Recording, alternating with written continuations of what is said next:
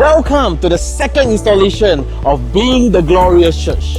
I hope last week has been helpful, where you and your cell group discuss how can you use interest and hobby to reach out to your friends.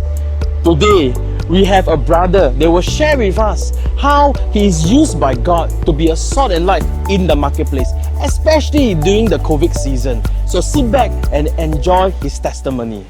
Okay, my name is Edwin. I'm CS with Asher Track, and I'm working in a cafe. Actually, my peers and senior in the school inspired me.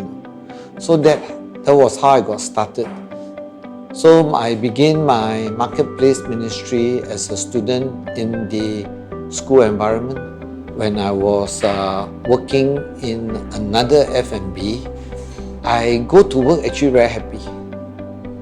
And my colleague and my bosses were shocked because they say they have never seen a staff every day come to work very happy. So they asked, why are you so happy? So that allowed me the opportunity to share that I'm happy because I'm a Christian.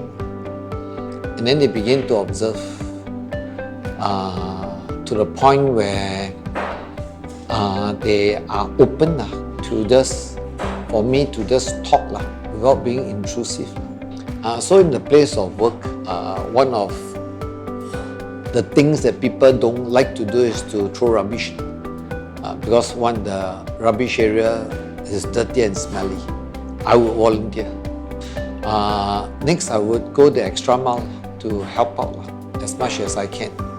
So my colleagues are very happy because they don't want to do and I volunteer.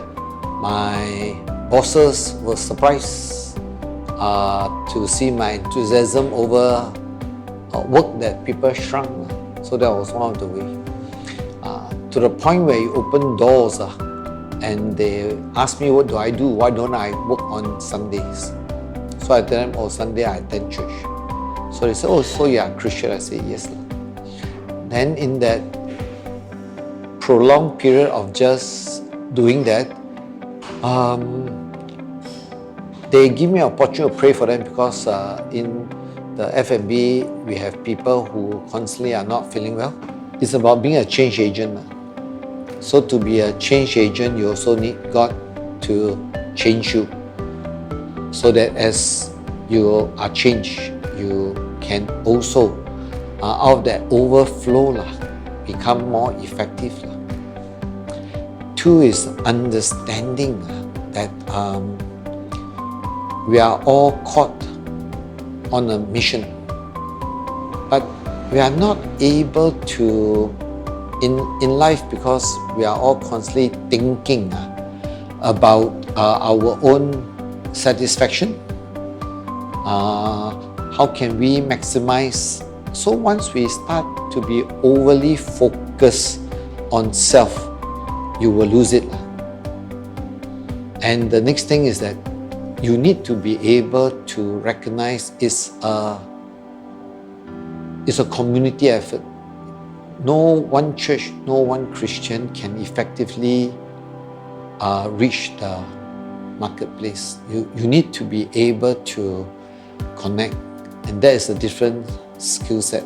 Actually, to make time for yourself and God first before all others. Now, this is easily said than done. Because you go back, all of us are tired. Then you just want to chill. But if we really want to be effective, salt and light, then you have to change our thinking and change our lifestyle. Okay, let me just encourage you not to give up. The reason is this. Just because there are disappointments, setbacks, failures, and even a sense of being traumatized, remember, God is always there cheering us on. And because He's just a God who loves us, the God who is always there. And when you are going through the darkest and most difficult period, remember, He is there. Thank you, Pastor Edwin, for sharing your story, how the Lord used you to be a salt and light in the marketplace. I want to encourage you, BBTician, in your cell group, talk about what are the obstacles that's blocking you, that's preventing you in being a salt and light for Christ. And also discuss what are the ways that you can do to overcome it, to do it together, to pray together, so that collectively we can be used by the Lord to be a salt and light in whatever places God has sent us to. So church, let us continue to be uplifting, be encouraging, and be the glorious church that God has called us to be.